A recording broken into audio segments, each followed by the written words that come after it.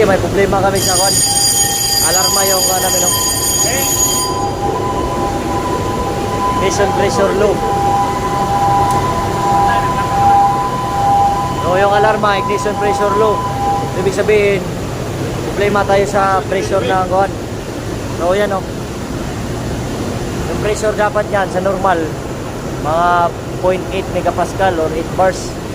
So titingnan natin ngayon, paanda rin natin, tapos titingnan natin yung may voltahe pa dito sa dalawang motor na maliit kasi nakaparallel lang to siya eh.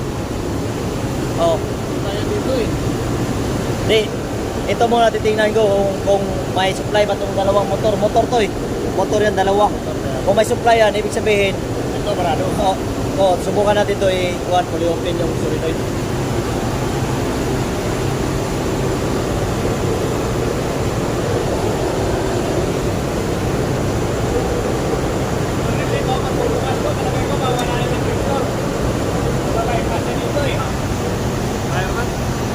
Ayan, like, nag-reset pa yung cam switch niya. After 20 seconds na mga zero na siya, 20 seconds, siya, bago siya mag-energize doon. Hindi na-reset ko lang.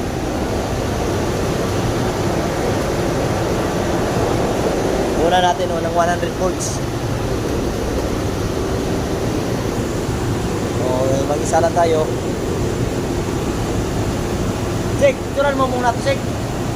Picturean mo ba? Ito picture, ito. Mamaya. Dapat may supply tayo makuha dito, dalawa. 100 volts, saka dun sa kabila. Yan, meron tayo nakuha, 86. Kabila.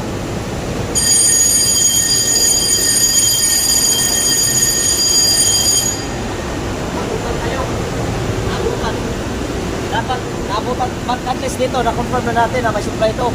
Ito na lang, hindi natin nakuha. Balik na naman yun sa kuhan.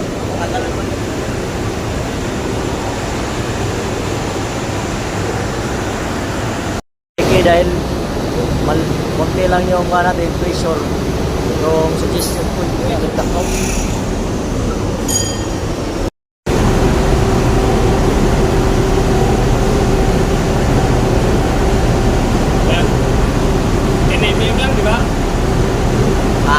Makuha niyan, Sik, abutan niya ng spray niya.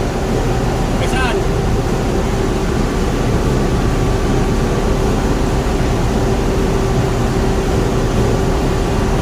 Lang, sige, adjust na lang muna, tapos subukan natin. Diba, 15 mm lang yung dun sa manual. Oo, 10 mm lang dito, simula dito, papunta rito, di ba? Oo. Simula dyan, papunta. Dapat hindi masyadong malapit. Oo, madalingin ka. Hindi, tama yan, dito yun ang spray niyan eh.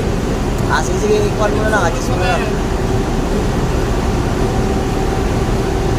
Walang spark.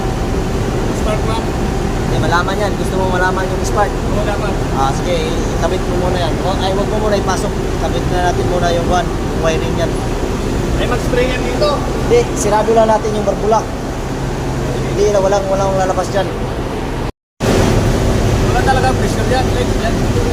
Malinis no, filter no. Oo.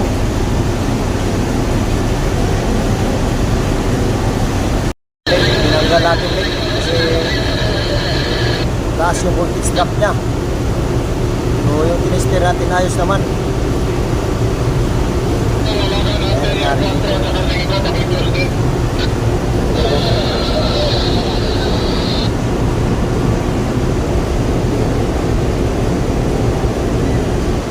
Ayan, positive, negative. So tingnan natin.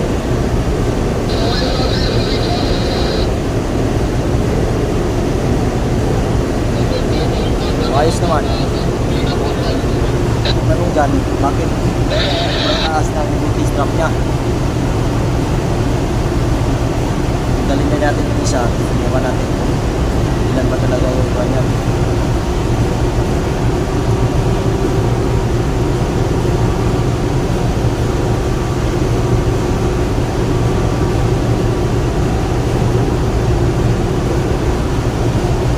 Isa.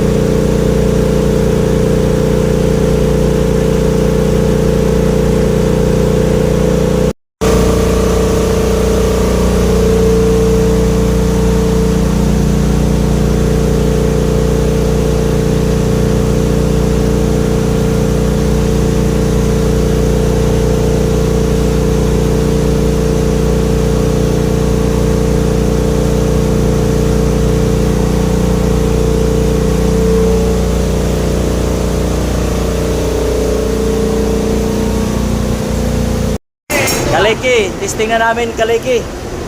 Pinalitan ng ito, motor, maliit na motor. Yan, pinalit niya yung segundo. Para hindi yan siralik. Ayos, segundo. Testing namin sa automatic. Hindi ko to, hindi ko sila siguro.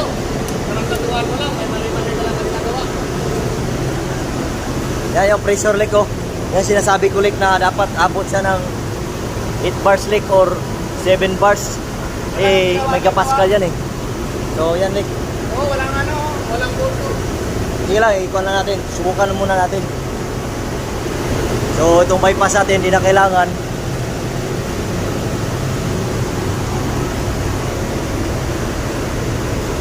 Naka-automatic yun, like, testing natin.